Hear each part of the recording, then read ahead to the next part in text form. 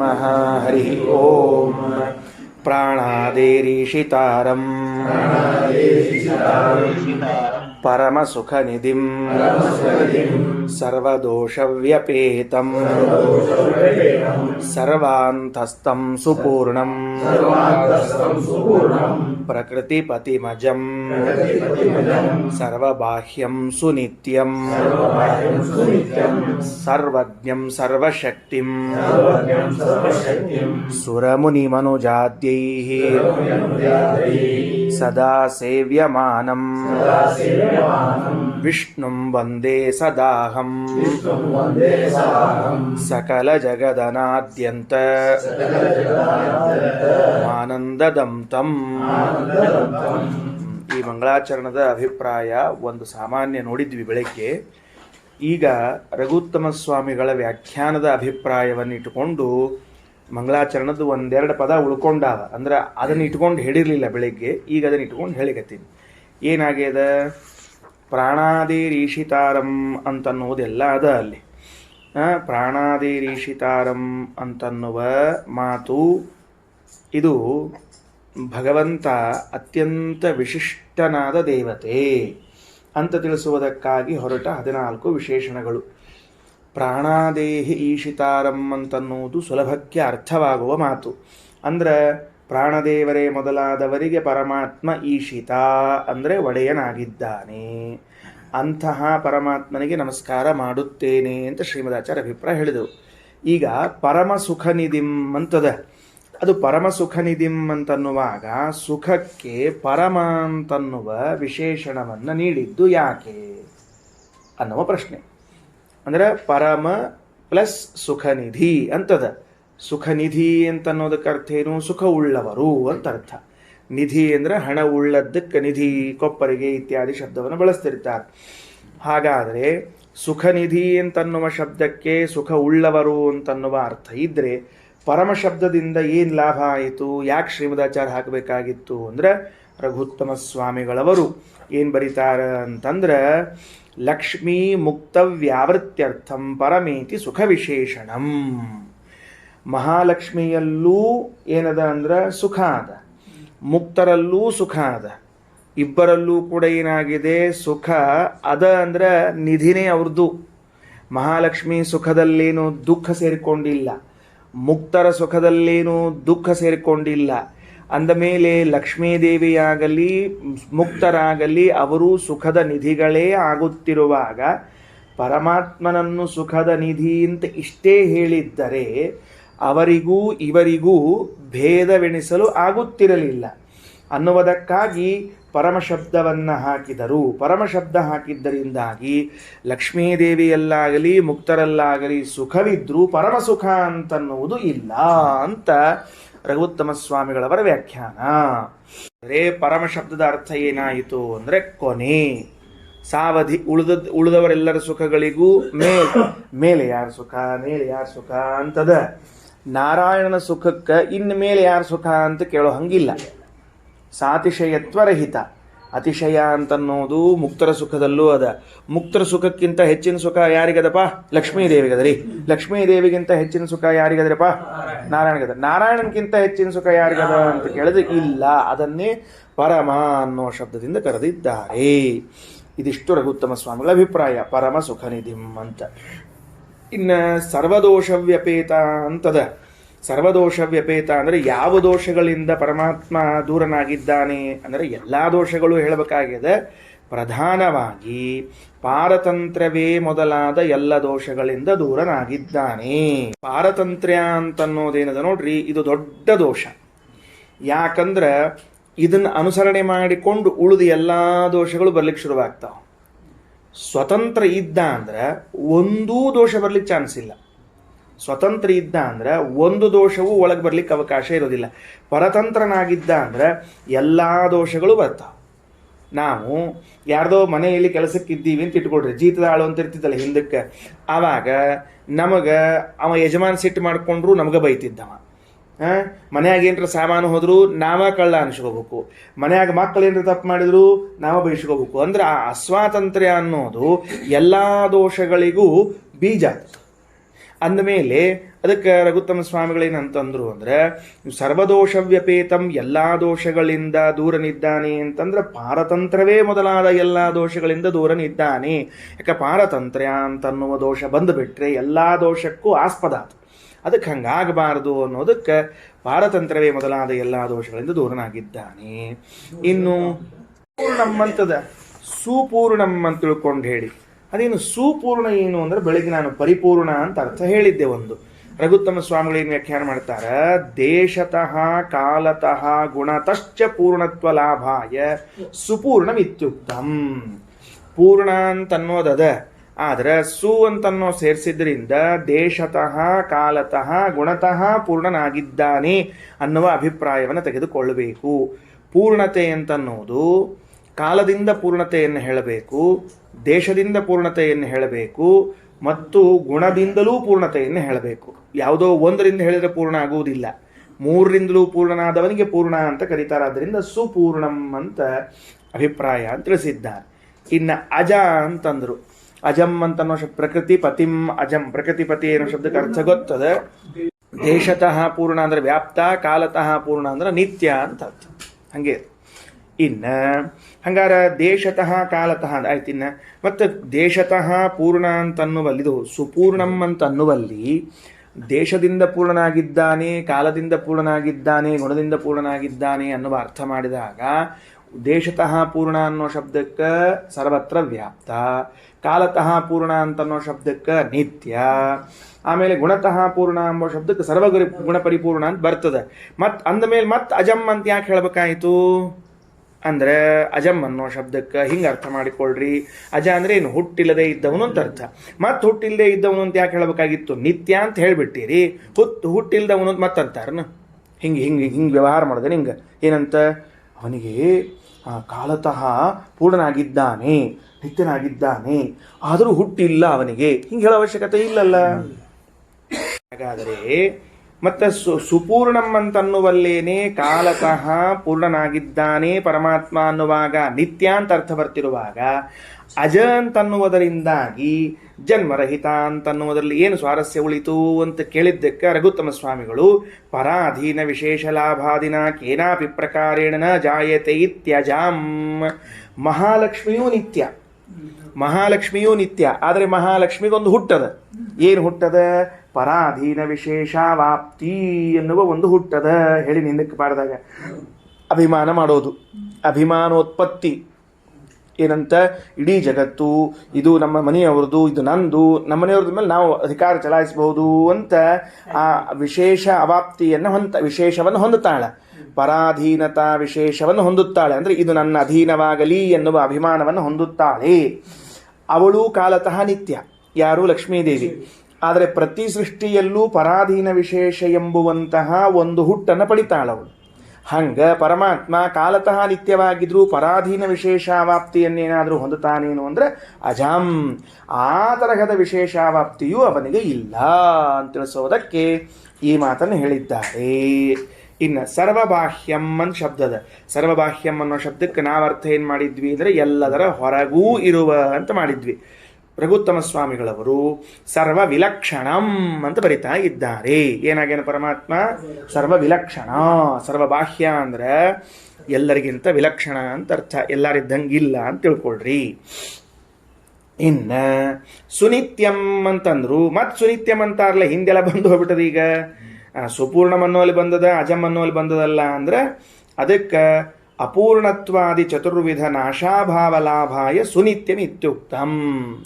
ಅನಿತ್ಯತ್ವಂ ದೇಹಹಾನಿ ದುಃಖಾವಾಪ್ತಿರಪೂರ್ಣತಾ ನಾಶಶ್ಚತುರ್ವಿಧ ಪ್ರೋಕ್ತಃ ತದಭಾವೋ ಹರೇ ಸ್ಮೃತಃ ಅಂತ ಶ್ರೀಮದಾಚಾರ್ಯರು ಗೀತಾ ತಾತ್ಪರ್ಯದಲ್ಲಿ ಹೇಳುವಾಗ ಈ ಮಾತನ್ನು ಹೇಳ್ಯಾರ. ಅನಿತ್ಯತ್ವಂ ದೇಹಹಾನಿ ದುಃಖ ಪ್ರಾಪ್ತಿ ಅಪೂರ್ಣತ, ಇದು 4 ತರಹದ ನಾಶ. ಈ 4 ತರಹದ ನಾಶಗಳು ಭಗವಂತನಿಗೆ ಇಲ್ಲ ಅಂತ ತಿಳಿಸೋದಕ್ಕೇನೆ ಶ್ರೀಮದಾಚಾರ್ಯರು ಏನು ಕರೆದಾರ ಅಂತಂದ್ರೆ ಸುನಿತ್ಯಂ ಅಂತ ಕರೆದಿದ್ದಾರೆ. ಸುನಿತ್ಯಂ ಎಂದು ಬರೆದುಕೊಂಡು ಮುಂದೆ ಸುನಿತ್ಯಂ ಅಂತ ಬರ್ಕೊಂಡ ಮೇಲೆ ಅನಿತ್ಯ ಅನ್ನೋ ಶಬ್ದದ ಮುಂದೆ = ಹಕ್ಕು ಏನದು, ಅನಿತ್ಯತ್ವಂ. ಅನಿತ್ಯತ್ವ ಇಲ್ಲ ಒಂದನೇದ್ದು, ದೇಹ ಹಾನಿ ಇಲ್ಲ ಎರಡನೇದ್ದು, ಮೂರನೆಯದ್ದು ದುಃಖ ಪ್ರಾಪ್ತಿ ಇಲ್ಲ,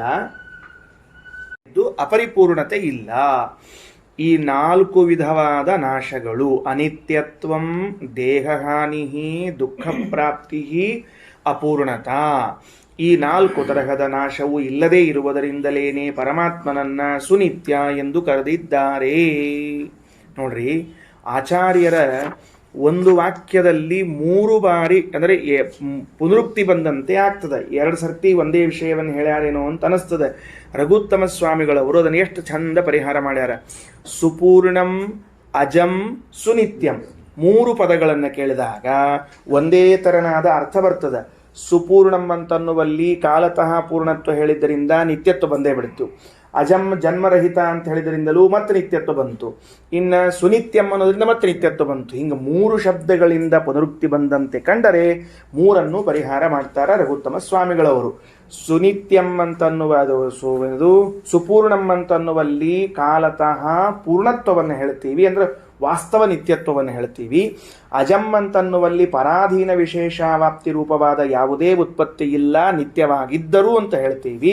ಸುನಿತ್ಯಂ ಅಂತನ್ನುವಲ್ಲಿ ಅನಿತ್ಯತ್ವಂ, ದೇಹಹಾನಿ, ದುಃಖ ಪ್ರಾಪ್ತಿ, ಅಪೂರ್ಣತಾ ಎನ್ನುವಂತಹ ನಾಶವಿಲ್ಲದೆ ಇದ್ದುದರಿಂದ ನಿತ್ಯ ಅಂತ ಹೇಳಿ 3 ಪುನರುಕ್ತಿಯನ್ನು ಪರಿಹಾರ ಮಾಡಿದ್ದಾರೆ. ಜ್ಞಂ ಅನ್ನುವ ಶಬ್ದಕ್ಕೆ ಸ್ವಪರಗತ ಅಖಿಲ ವಿಶೇಷಜ್ಞಂ ಇದನ್ನು ಬರ್ಸಿದ್ದೀನಿ ಬೆಳಗಡೆಗೆ. ಸರ್ವಶಕ್ತಿಂ ಅಂತದ.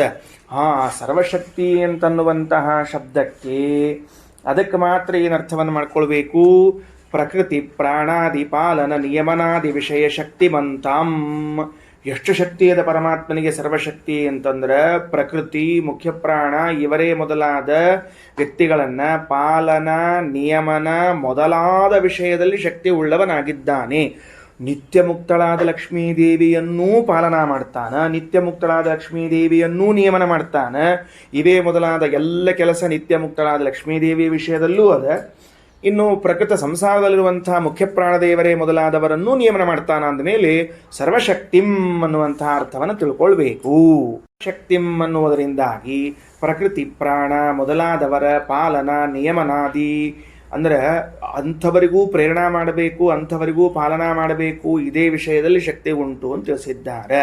ಇನ್ನು ಅದು ಒಂದು ಸ್ವಾರಸ್ಯ. ಸುರಮುನಿ ಮನುಜಾದ್ಯೈಹಿ ಸದಾ ಸೇವ್ಯಮಾನಮಂತ ಮಂಗಳಾಚರಣದಲ್ಲದ. ಸುರ ಅಂತನ್ನೋ ಶಬ್ದಕ್ಕೆ ಪದ್ಮ, ಪದ್ಮಭವಾದಯ, ಲಕ್ಷ್ಮೀದೇವಿ ಮೊದಲಾದವರಿಂದ ಸದಾ ಸೇವಿತನಾದವನು ಅಂತ. ಯಾಕಪ್ಪ ಅವನು ಸೇವಾ ಮಾಡಬೇಕು ಅಂತಂದ್ರೆ ಸಕಲ ಜಗದನಾದ್ಯಂತಂ, ಈ ಜಗತ್ತಿನ ಸೃಷ್ಟಿ ಸ್ಥಿತ್ಯಾದಿಗಳನ್ನು ಮಾಡ್ತಾನ ಪರಮಾತ್ಮ. ಆದ್ದರಿಂದ ಈ ಎಲ್ಲ ದೇವತೆಗಳು ಅವನು ಸೇವಾ ಮಾಡ್ತಾರ. ಒಂದಕ್ಕೊಂದೇನು ಸಂಬಂಧ? ಒಂದಕ್ಕೊಂದೇನು ಸಂಬಂಧ? ಜಗತ್ತಿನ ಸೃಷ್ಟಿಯಾದಿಗಳನ್ನ ಪರಮಾತ್ಮ ಮಾಡ್ತಾನ, ಅದಕ್ಕೆ ಈ ದೇವತೆಗಳು ಸೇವಾ ಮಾಡ್ತಾರ ಅಂತಂದ್ರೆ ಏನು ಸಂಬಂಧ ಏನದಕ್ಕೆ ಅಂತಂದ್ರೆ ಜಗತ್ತಿನ ಸೃಷ್ಟಿಯಾದಿಗಳನ್ನ ಮಾಡ್ತಾನ ಪರಮಾತ್ಮ, ಅದರಿಂದ ಜಗತ್ತಿಗೆ ತಂದೆಯಾದ. ಪದ್ಮಾದಿಗಳೆಲ್ಲರೂ ಕೂಡ ತಂದೆಯ ಸ್ಥಾನದಲ್ಲಿರುವಂಥ ಲಕ್ಷ್ಮೀದೇವಿಗೆ ಪತಿ ಇದ್ದಾನೆ. ಉಳಿದ ಬ್ರಹ್ಮಾದಿ ದೇವತೆಗಳಿಗೆ ತಂದೆಯ ಸ್ಥಾನದಲ್ಲಿ ಇದ್ದುದರಿಂದ ಪುತ್ರರ ಕರ್ತವ್ಯ ಏನು ಅಂದ್ರೆ ತಂದೆ ತಾಯಿಗಳ ಸೇವಾ ಮಾಡೋ ಕರ್ತವ್ಯ, ಆದ್ದರಿಂದ ಸೇವಾ ಮಾಡ್ತಾರ ಅಂತ ಇಟ್ಕೊಳ್ಬೇಕು ಅಂತ ಗೌತಮ ಸ್ವಾಮಿಗಳ ವ್ಯಾಖ್ಯಾನ. ಎಷ್ಟು ಚಂದ ವ್ಯಾಖ್ಯಾನ ಮಾಡ್ತಾರೆ ನೋಡ್ರಿ. ಸುರಮುನಿ ಮನುಜಾದ್ಯೈಹಿ ಸದಾ ಸೇವ್ಯಮಾನಂ. ಲಕ್ಷ್ಮೀದೇವಿ ತನ್ನ ಗಂಡ ಎಂಬುದಾಗಿ, ಉಳಿದವರು ತಮ್ಮ ತಂದೆ ಎಂಬುದಾಗಿ ಸದಾ ಸೇವೆ ಮಾಡ್ತಾರೆ. ಕಾರಣ ಏನು? ಸಕಲ ಜಗದನಾದ್ಯಂತಂ, ಈ ಜಗತ್ತಿನ ಸೃಷ್ಟಿ ಸ್ಥಿತ್ಯಾದಿಗಳನ್ನೆಲ್ಲವನ್ನ ಮಾಡುತ್ತಾನೆ. ಹೌದು, ಹಿಂಗೆ ಸೇವಾ ಮಾಡಿದ ಮೇಲೆ ಇವರು ದಾಸತ್ವೇನ ಸೇವಾ ಮಾಡಬಹುದು, ಪುತ್ರತ್ವೇನ ಸೇವಾ ಮಾಡಬಹುದು ಅಂತ ಇಟ್ಕೊಳ್ರಿ. ಸೇವಾ ಮಾಡಿದ ಮೇಲೆ ಏನು ಯಜಮಾನ ಮಾಡಿದಾಗ ಸೇವಾ ಪ್ರಯೋಜನವನ್ನು ಹೇಳಬೇಕಲ್ಲ. ಸಕಲ ಜಗತ್ತಿನ ಸೃಷ್ಟಿಯಾದಿಗಳನ್ನು ಮಾಡ್ತಾನ ಅಥವಾ ಅವುಗಳನ್ನು ಮಾಡ್ತಾನೆ. ಲಕ್ಷ್ಮೀದೇವಿಗೂ ಸೃಷ್ಟಿಯಾದಿಗಳು ಉಂಟು. ಅದು ಎಂತಹದ್ದು ಅಂದರೆ ಪರಾಧೀನ ವಿಶೇಷವಾಪ್ತಿ ಇತ್ಯಾದಿಗಳು ಉಂಟು. ಸರಿ, ಲಕ್ಷ್ಮೀದೇವಿ ತನ್ನ ಗಂಡಾನ್ ಸೇವೆ ಮಾಡೋದು, ಬ್ರಹ್ಮಾದಿ ದೇವತೆಗಳು ತಮ್ಮ ತಂದೆ ಅಥವಾ ಸ್ವಾಮೀನ್ ಸೇವೆ ಮಾಡೋದು. ಸೇವಾ ಮಾಡಿದ್ದಕ್ಕೆ ಪ್ರಯೋಜನ ಏನು ಅಂದರೆ ಆನಂದದಂ, ಅದೇ ಪ್ರಯೋಜನ. ಸ್ವಾತಂತ್ರ್ಯೇಣ ಮುಕ್ತಾನಂದದಂ, ಸ್ವತಂತ್ರವಾಗಿ ಮುಕ್ತಿಯಲ್ಲಿ ಭಗವಂತ ಆನಂದವನ್ನು ಕೊಡ್ತಾನೆ. ಅಂದರೆ ತಾನು ಸ್ವತಂತ್ರನಾಗಿದ್ದಾನೆ ಪರಮಾತ್ಮ. ಸ್ವತಂತ್ರನಾದ ಪರಮಾತ್ಮ ಮುಕ್ತಿಯಲ್ಲಿ ಇವರೆಲ್ಲರಿಗೂ ಆನಂದಾದಿಗಳನ್ನು ಉಂಟು ಮಾಡ್ತಾನಾದ್ದರಿಂದ ಆನಂದದಂ ತಮ್ ಅಂತ ತಿಳ್ಕೊಳ್ಬೇಕು. ನೋಡ್ರಿ, ಇದಿಷ್ಟು ಅದೇ ಶ್ಲೋಕವನ್ನು ಓದಿದ್ರು ರಘುತ್ತಮ ಸ್ವಾಮಿಗಳ ವ್ಯಾಖ್ಯಾನ ಹಿಡ್ಕೊಂಡಾಗ ಒಂದು ಅದ್ಭುತವಾದ ಅರ್ಥ ಬಂತು. ಪ್ರಾಣಾದೇರೀಶಿತಾರಂ ಪರಮ ಸುಖ ನಿಧಿಂ ಸರ್ವದೋಷವ್ಯಪೇತಂ ಸರ್ವಾಂತಸ್ಥಂ ಸುಪೂರ್ಣಂ ಪ್ರಕೃತಿಪತಿಮಜಂ ಸರ್ವಬಾಹ್ಯಂ ಸುನಿತ್ಯಂ ಸರ್ವಜ್ಞಂ ಸರ್ವಶಕ್ತಿಂ ಸುರಮುನಿಮನುಜಾದ್ಯೈ ಸದಾ ಸೇವ್ಯಮಾನಂ ವಿಷ್ಣುಂ ವಂದೇ ಸದಾಹಂ ಸಕಲ ಜಗದನಾದ್ಯಂತಮಾನಂದದಂ ತಂ. ಇಷ್ಟ ಆಯ್ತು. ಇದಾದ ಮೇಲೆ ಮುಂದೇನು ಮಾಡಿದ್ವಿ? ಕಡೆಗೆ ಒಂದು ಮಾತು ಕೇಳಿದ್ವಿ. ಏನು ಕೇಳಿದ್ವಿ? ಯಥಾ ತುಷ್ಟಾವ ಲಕ್ಷ್ಮೀಶಂ ಸರ್ಗಾದೌ ಚತುರಾನನಃ ಅಂತ ಬೆಳಿಗ್ಗೆ ಇದಕ್ಕೆ ಋಷಿಗಳು ಯಾರು ಅಂತ ಅನ್ನೋದನ್ನು ಕೇಳಿತ್ತು ಅಲ್ವಾ? ಈಗ ಒಂದು ಪ್ರಶ್ನೆ ಏನು ಅಂತಂದ್ರೆ, ಪ್ರತಿ ಬಾರಿ ಒಂದು ಉಪನಿಷತ್ತೋ ಒಂದು ಮಂತ್ರವೋ ಯಾವುದನ್ನೋ ನೀವು ಪ್ರಾರಂಭ ಮಾಡಿದಾಗ ಋಷಿಗಳು ಛಂದಸ್ಸು ದೇವತೆಗಳನ್ನು ತಿಳಿದೇ ಮುಂದೆ ಹೋಗ್ಬೇಕು ಅಂತ ಹೇಳ್ಕೊತ ಬಂದೀವಿ. ಅಷ್ಟೇ ಅಲ್ಲ, ನಾವು ಸಂಪ್ರದಾಯ ಹಂಗೆ ಇಟ್ಕೊಂಡು ಬಿಟ್ಟೀವಿ. ಸಂಪ್ರದಾಯ ಇಟ್ಕೊಂಡಿದ್ದೀವಿ. ಅಸ್ಯ ಶ್ರೀ ಗಾಯತ್ರಿ ಮಂತ್ರಸ್ಯ ವಿಶ್ವಾಮಿತ್ರ ಋಷಿ ಗಾಯತ್ರಿ ಛಂದ ಹೌದಿಲ್ಲೋ, ಮತ್ತು ನಾರಾಯಣೋ ದೇವತಾ ಅಂತ ಇಟ್ಕೊಂಡು ಗಾಯತ್ರಿ ಮಂತ್ರ ಜಪ ಮಾಡ್ತಿರ್ತೀವಿ. ಹಾಗಾದ್ರೆ ಈ ಮೂರನ್ನು ಯಾಕೆ ಹೇಳಬೇಕು ಅಂತ ಕೇಳಿದ್ರೆ, ಇವರನ್ನು ತಿಳಿಯದೇ ಮಂತ್ರಗಳ ಬಳಕೆಯನ್ನು ಮಾಡಿದರೆ, ಜಪ ಪಾರಾಯಣ ಹೋಮಾದಿಗಳನ್ನು ಮಾಡೋದರಿಂದ ಅನರ್ಥವಾಗ್ತದೆ ಅಂತನ್ನೋದು ಶಾಸ್ತ್ರ ಎಚ್ಚರಿಕೆ ಕೊಟ್ಟದ. ಇದು ಕೇಳಿದ್ದು.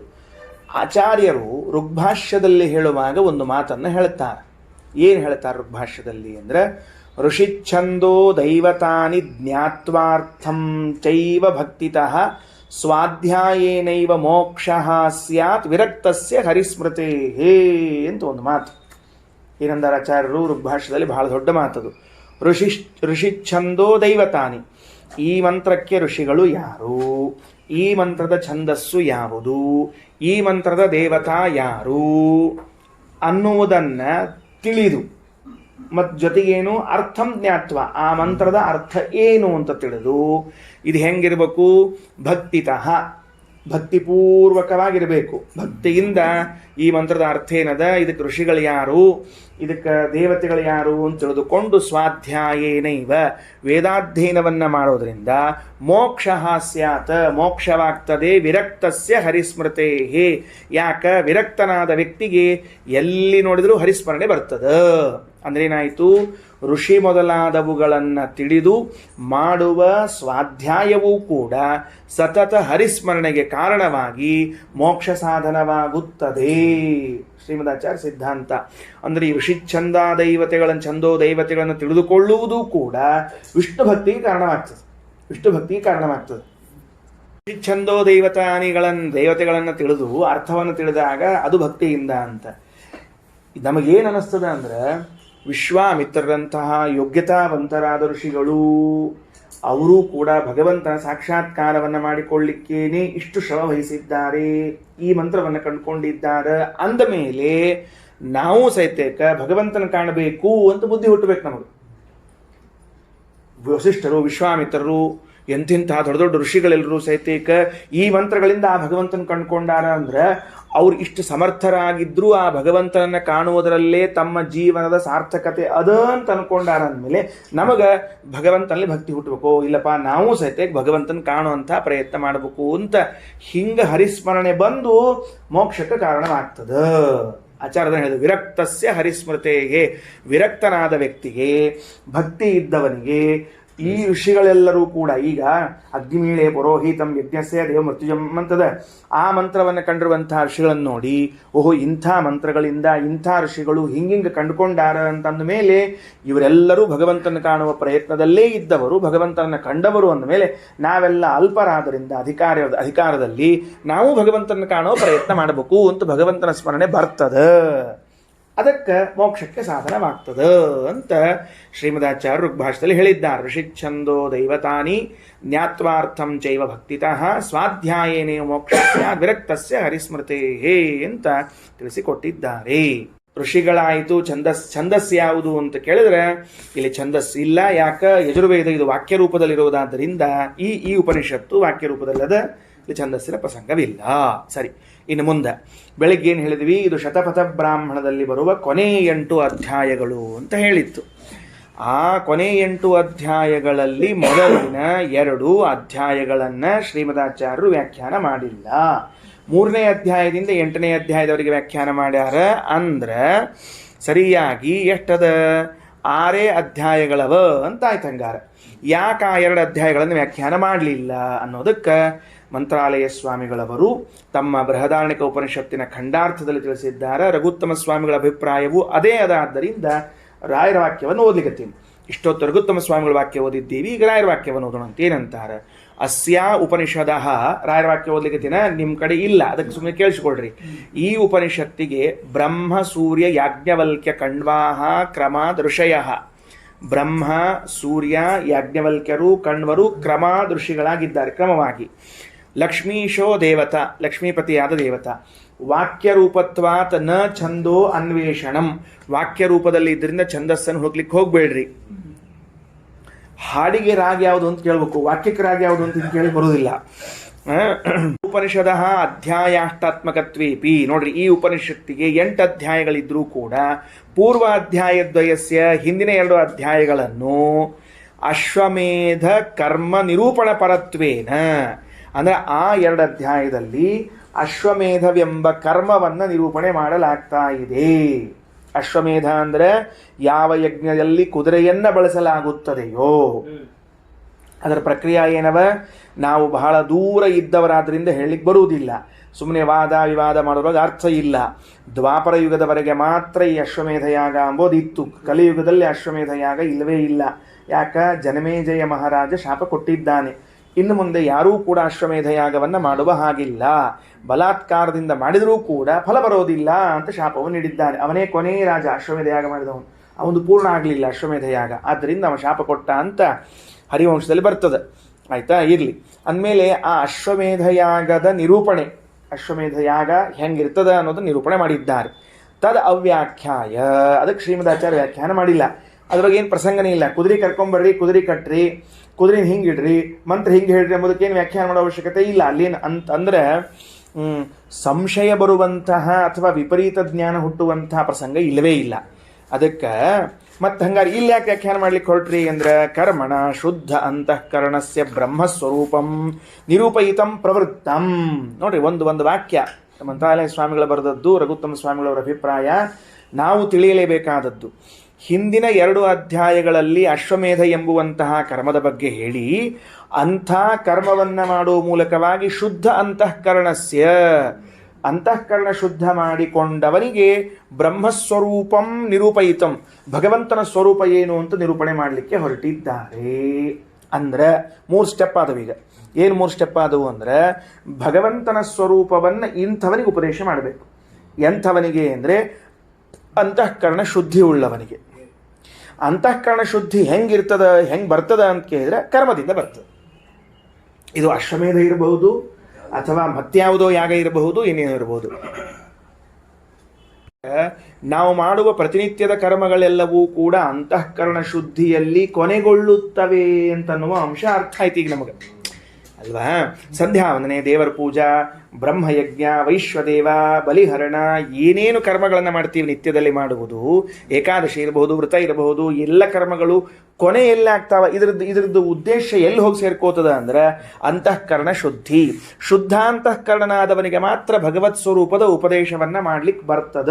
ಅದಕ್ಕೇನೆ ಈಶಾವಾಸ್ಯೋಪನಿಷತ್ತಿನ 2ನೇ ಮಂತ್ರ, ಕುರ್ವನ್ನೇವೇಹ ಕರ್ಮಾಣಿ ಜಿಜೀವಿಷೇಕ್ಷತಂ ಸಮಾಗ ಏವಂ ತ್ವಯಿನಾನ್ಯತೆ ತೋಸ್ತಿ ನ ಕರ್ಮ ಲಿಪ್ಯತೆ ನರೇ. ಆ ಮಂತ್ರಕ್ಕೆ ವ್ಯಾಖ್ಯಾನ ಮಾಡುವಾಗ ಶ್ರೀಮದಾಚಾರ್ಯರು ಟೀಕಾಕೃತ್ಪಾದರೆಲ್ಲರೂ ಬರೀತಾರೆ, ಕುರ್ವನ್ನೇವೇಹ ಕರ್ಮಾಣಿ, ಮುಂದೆ 4 ಮಂತ್ರ ಬಿಟ್ಟ ಮೇಲೆ ಅನೇಜದೇಕಂ ಮನಸೋ ಜವಿಯೋ ಅಂತ ಭಗವತ್ ಸ್ವರೂಪ ಹೇಳಬೇಕಾಗಿದೆ. ಎಂಥವಂಗ ಭಗವತ್ ಸ್ವರೂಪ ಉಪದೇಶ ಮಾಡೋದು? ಕರ್ಮ ಮಾಡಿ ಶುದ್ಧ ಅಂತಃಕರಣ ಉಳ್ಳವನಿಗೆ ಮಾತ್ರ ಭಗವತ್ ಸ್ವರೂಪ ಉಪದೇಶ. ನಿತ್ಯ ಕರ್ಮವನ್ನು ಮಾಡದೇ ಇದ್ದವನಿಗೆ ನಾನು 15 ದಿವಸಕ್ಕೊಮ್ಮೆ ಸಂಧ್ಯಾನ ಮಾಡ್ತೀನಿ ರೀ, ಏಕಾದಶಿ ಬರ್ತದಲ್ಲ 15 ದಿವಸಕ್ಕೊಮ್ಮೆ ಹಂಗ ಅಂತ ನಮಗೆ ಪಾಠ ಹೇಳಬಾರ್ದು, ಹೇಳೇಬಾರ್ದು ಪಾಠ. ನಿತ್ಯ ಸಂಧ್ಯಾವಂದನ, ನಿತ್ಯ ಪೂಜೆ, ನಿತ್ಯ ಬ್ರಹ್ಮಯಜ್ಞಾದಿ ಕಾರ್ಯ ಮಾಡುವವನಿಗೆ ಮಾತ್ರ ಪಾಠ ಕೇಳುವುದಕ್ಕೆ ಅಧಿಕಾರ. ಅದಕ್ಕೆ ರಾಯರ ವಾಕ್ಯ, ಕರ್ಮಣ ಶುದ್ಧಾಂತಃಕರಣಸ್ಯ ಬ್ರಹ್ಮಸ್ವರೂಪಂ ನಿರೂಪಯಿತಂ ಪ್ರವೃತ್ತಂ. ಅದಕ್ಕೆ ಈ ಮುಂದಿನ ಅಧ್ಯಾಯ ಹೊರಟದ ನೋಡ್ರಿ, ಮಹತ್ವ ಎಷ್ಟದ ಅಂತ. ಅಶ್ವಮೇಧ ಯಾಗದ ಬಗ್ಗೆ ಹೇಳಿದರು. ಅಶ್ವಮೇಧ ಯಾಗದ ಬಗ್ಗೆ ಹೇಳಿದಾಗ ಒಂದು ಕರ್ಮ ಆಯಿತು, ಕರ್ಮದಿಂದ ಶುದ್ಧಾಂತಃಕರಣನಾದ. ಹಂಗಿದ್ದವನಿಗೆ ಭಗವತ್ ಸ್ವರೂಪವನ್ನು ಹೇಳಬೇಕಾಗಿದೆ. ಭಗವತ್ ಸ್ವರೂಪವನ್ನು ಎಲ್ಲಿ ಹೇಳಬೇಕು ಅಂದ್ರೆ ಅವನ ತಲೆಯಾಗೆಲ್ಲ ಈಗೇನು ಕೂತದ ಹೇಳಿ ನೋಡಂತ, ಕುದುರಿ ಕುದುರಿ ಕುದುರಿ ಕೂತದ, ಬೇರೆ ಕೂತ ಇಲ್ಲ ಈಗ. ಅವು ಬೇರೆ ಕೂತದೀನಿ ಈಗ ಅಲ್ರಿ ಎರಡೆರಡು ಅಧ್ಯಾಯ ಕುದುರೆ ಬಗ್ಗೆ ಹೇಳಿರಿ ನೀವೀಗ. ಎರಡೆರಡು ಅಧ್ಯಾಯ ಕುದುರೆ ಬಗ್ಗೆ ಹೇಳಿದಾಗ, ಅಶ್ವದ ಬಗ್ಗೆ ಹೇಳಿದಾಗ ಅವಂಗ ಬೇರೆ ತಲೆಯಲ್ಲೇ ಇಲ್ಲ, ಭಗವಂತನ ಪರಿಚಯ ಮಾಡಿಸ್ಬೇಕಾಗಿದೆ ಈಗ ಮುಂದಿನ ವೇದಕ್ಕೆ. ಅದಕ್ಕೇನು ಮಾಡಿತು, ಅದೇ ಕುದುರೆಯಲ್ಲಿ ಇದ್ದ ಭಗವಂತನನ್ನೇ ಪರಿಚಯ ಮಾಡಿಸೋಣ ಅಂತ ಅಶ್ವಮೇಧ ಬ್ರಾಹ್ಮಣ ಅಂತ ಪ್ರಾರಂಭ ಆಯ್ತು ಇಲ್ಲಿಗೆ. ಉಷಾವಾ ವ್ಯಶ್ವಸ್ಯ ಮೇಧ್ಯಸ್ಯ ಶಿರಃ ಸೂರ್ಯಶ್ಚಕ್ಷು ವಾತಃ ಪ್ರಾಣೋ ವ್ಯಾತ್ತಮಗ್ನಿರ್ವೈಶ್ವಾನರಃ. ಯಾಕೆ ಕುದುರೆ ಬಂತು, ಅಶ್ವಮೇಧ ಬ್ರಾಹ್ಮಣ ಬಂತು ಅಂದ್ರೆ, ಈಗ ನೋಡ್ರಿ ಅವನ ಬುದ್ಧಿಯಲ್ಲಿ ಏನು ಸನ್ನಿಹಿತ ಆಗಿದೆ, ಬುದ್ಧಿಯಲ್ಲಿ ಸನ್ನಿಹಿತವಾದದ್ದೇನು ಕುದುರೆ. ಯಾಕ ಅರ್ಥ ಆಯ್ತು ಬಿಡ್ಕರು. ಎರಡು ವಾಕ್ಯದಲ್ಲಿ ಎರಡು ಅಧ್ಯಾಯದಲ್ಲಿ ಅಶ್ವಮೇಧ ಯಾಗ ಅಂದ್ರೇನು, ಕುದುರೆ ಅಂದ್ರೇನು, ಹಿಂಗದ ಕೂಡ್ಬೇಕು ಹೋಗ್ಬೇಕು ಬರ್ಬೇಕು ಎಲ್ಲ ಕುದುರೆ ತಲೆ ಆಗದ. ಈಗ ನೀವು ಇದ್ದಕ್ಕಿದ್ದಂಗ ಸರ್ವೋತ್ತಮನಾದ ನಾರಾಯಣ ಬ್ರಹ್ಮವಿದ್ಯಾ ಹೇಳಿದ್ರೆ ಅವ್ನಿಗೆ ಏನೂ ತಲೆ ಬರಂಗಿಲ್ಲ, ಯಾಕಂದ್ರೆ ಕುದುರೆ ತಲೆ ಆಗ. ಹಾಗಾದ್ರೆ ವೇದ ಏನು ಉಪಾಯ ಮಾಡ್ಕೊಳ್ತು, ನಿಂಗೆ ಯಾವ ತಲೆ ಆಗದ ಅದರಿಂದೇ ಭಗವಂತನ ಹೇಳೋಣ. ಉಷಾವ ಅಶ್ವಸ್ಯ ಮೇಧ್ಯಸ್ಯ ಶಿರಃ ಅಂತ ಅದೇ ಅಶ್ವಮೇಧ ಯಾಗವನ್ನೇ ಅಶ್ವಮೇಧ ಬ್ರಾಹ್ಮಣ ಅಂತ ಪ್ರಾರಂಭ ಆಗಿ ಅಲ್ಲೇ ಕಥೆಯನ್ನೇ ಹೇಳಲಿಕ್ಕೆ ಹೊರಟಿದೆ. ಸರಿ ಆಯ್ತಾ. ಇನ್ನು ವ್ಯಾಚಕ್ಯವು ತಥಾದೌ ಅಥ ಆದೌ ಪೂರ್ವಕೃತ ಅಶ್ವಮೇಧ ಯಾಗೇನಿಷ್ಟ ಬ್ರಹ್ಮವಿದ್ಯಾಮಹ. ಅಲ್ಲೇ ಇರುವಂತಹ ಅಶ್ವಮೇಧ ಯಾಗದಲ್ಲಿರುವ ಭಗವಂತನ ವಿದ್ಯೆಯನ್ನು ಹೇಳಲಿಕ್ಕೆ ಹೊರಟಿದ್ದಾರೆ. ಮತ್ತು ರಘುತ್ತಮ ಸ್ವಾಮಿ ಪ್ರಶ್ನೆ ಮಾಡ್ಕೋತಾರೆ, ಅವೆರಡು ಅಧ್ಯಾಯವನ್ನು ಶ್ರೀಮದಾಚಾರ್ಯ ವ್ಯಾಖ್ಯಾನ ಮಾಡಿಬಿಟ್ಟಿದ್ರೆ ಮುಗಿತಿತ್ತಲ್ಲ, ಯಾಕೆ ಬಿಟ್ರಿ ಅಂದರೆ ಅದಕ್ಕೆ ಹೇಳ್ತಾರೆ, ತಸ್ಯ ಕರ್ಮಕಾಂಡತ್ವೇನ, ಅದು ಪ್ರಮುಖವಾಗಿ ನಮಗೆ ಕರ್ಮಕಾಂಡ ಅಂತ ಅನಿಸ್ತದೆ. ಅಬ್ರಹ್ಮವಿದ್ಯಾತ್ವಾತ್, ಅಷ್ಟೇನು ಬ್ರಹ್ಮವಿದ್ಯಾ ಅಂತ ಮಂದಾಧಿಕಾರಿಗಳಿಗೆ ತೋರುವುದಿಲ್ಲ. ಪರೈಹಿ ಅವ್ಯಾಖ್ಯಾತತ್ವೇನ, ಶ್ರೀಮದಾಚಾರ್ಯ ವ್ಯಾಖ್ಯಾನದ ಪ್ರಸಕ್ತಿ ಯಾವಾಗ ಪರರು ವ್ಯಾಖ್ಯಾನ ಮಾಡಿ ಮೂಲ ಮಂತ್ರಾರ್ಥವನ್ನ ಮೈಲಿಗೆ ಮಾಡಿದ್ರಷ್ಟ ಮಡಿ ಮಾಡ್ಲಿಕ್ಕೆ ಬರೋರು ನಮ್ಮ ಆಚಾರ್ಯ. ಹೊಲೆ ಮಾಡಿದ್ರಷ್ಟ, ಅದನ್ನು ಹೊಲಸು ಮಾಡಿದ್ರಷ್ಟ ಬರೋರು. ಅನ್ಯಥಾ ಪ್ರತೀತ್ಯ ಭಾವಾಚ್ಯ, ಅಲ್ಲೇನು ಅನ್ಯಥಾ ಪ್ರತೀತಿ ಇಲ್ಲ, ಬೇರೆ ರೀತಿಯಿಂದ ಅರ್ಥನೇ ಬರ್ತಿಲ್ಲ. ಯಾಕಂದ್ರೆ ಅವ್ರು ವ್ಯಾಖ್ಯಾನವೇ ಮಾಡಿಲ್ಲ, ಅದಕ್ಕೆ ಬಿಟ್ಬಿಟ್ರು. ಇಲ್ಲಿ ಮತ್ತು ತತ್ರ ಆದವು ಪ್ರಕೃತ ಅಶ್ವಮೇಧೆಯಾಗಿ ಮೇದ್ಯಭೂತಾಶ್ವನಿಷ್ಠ ಬ್ರಹ್ಮವಿದ್ಯಾಮಾಹ, ಬ್ರಹ್ಮವಿದ್ಯೆಯಲ್ಲಿ ಇದನ್ನು ಹೇಳಲಿಕ್ಕೆ ಹೊರಟಿದ್ದಾರೆ. ಅಂದ್ರೆ ಹಿಂದಿನ 2 ಅಧ್ಯಾಯಗಳಲ್ಲಿ ಅಶ್ವಮೇಧ ಯಾಗದ ನಿರೂಪಣೆಯನ್ನು ಮಾಡಿದ ವೇದವು ಮುಂದಿನ ಮೊದಲು 1ರಲ್ಲಿ ಭಗವಂತನ ತಿಳಿಸುವುದಕ್ಕಾಗಿ ಅಶ್ವಮೇಧದ ಯಾಗದಲ್ಲಿ ಮೇಧ್ಯಾಶ್ವ, ಯಾವ ಅಶ್ವವನ್ನು ಬಲಿ ಕೊಡಬೇಕಾಗಿದೆಯೋ ಅಲ್ಲಿ ಇದ್ದ ಭಗವದ್ ರೂಪದ ಚಿಂತನೆಯನ್ನು ಹೇಳಲಿಕ್ಕೆ ಹೊರಟಿದ್ದಾರೆ. ಶ್ರೀಕೃಷ್ಣಾರ್ಪಣಮಸ್ತು.